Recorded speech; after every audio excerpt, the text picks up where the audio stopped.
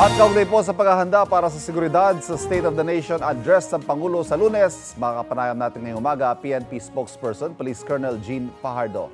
Colonel Fajardo, magandang umaga po sa inyo. Welcome sa Unang Balita. Magandang umaga, Sir Ivan, at sa lahat po ng tabi-subaybay sa inyo po. Magandang umaga po. 100% ready na po ba ang puwersa ng Philippine National Police para sa SONA sa Lunes? Ilan nga ho ang ide-deploy natin? Tama po, Sir. Handang-handa na po ang inyong pambansang pulisya at katunayan na po ngayong araw ay mag-send of ceremony na po tayo doon po sa mga madideploy po natin pulis. At sa kabuuan po ay nasa around 22,000 po ang ating i-deploy na pulis. Kasama na po dyan yung mga manggagaling po sa iba-ibang ahensya po ng ating gobyerno. Pakilinaw lamang po, Colonel Jean, ito hong ipatutupad natin na gun ban. Kailan nga ho magsisimula at dito lang ba ito sa Metro Manila?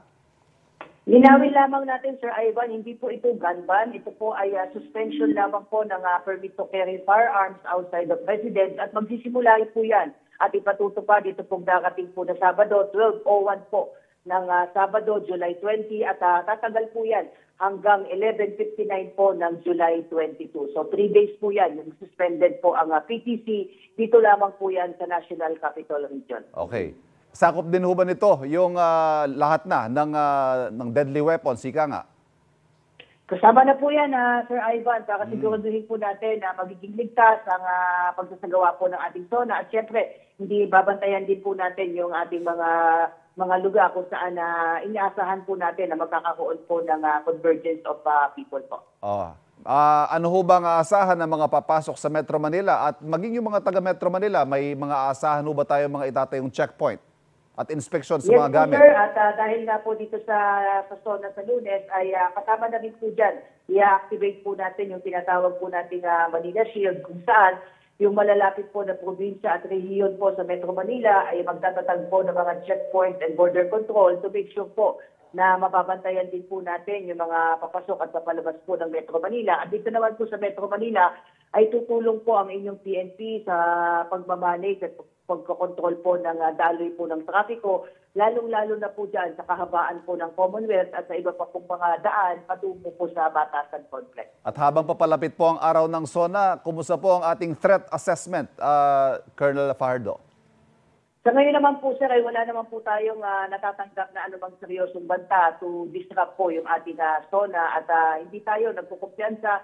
Patuloy po yung ating koordinasyon sa ibang law enforcement agencies to make sure po na mapre-preempt at mababantayan po natin yung mga banta po sa seguridad po natin. Opo.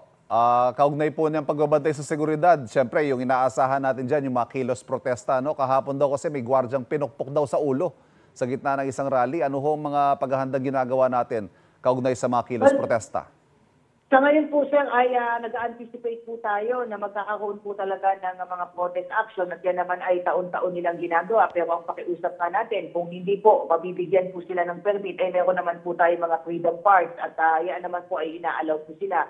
But ina-anticipate natin, part po yan ng ating contingency plan kung sakasakaling may magpipilit po na magmarcha, lalong-lalo na po dyan sa kahabaan po ng Commonwealth, ay may nakahanda naman po tayong seguridad para po dyan. Meron ho bang nabigyan ng permit, Colonel Fajardo? As of yesterday, Sir Ivan, we understand ay meron pong 2 o 3 grupo po na nag-apply po ng permit. But hihingi po tayo ng update ngayong araw kung meron po dito sa mga nag-apply po ng permit na mapagbibigyan. At hanggang saan lang po sila kung sakali?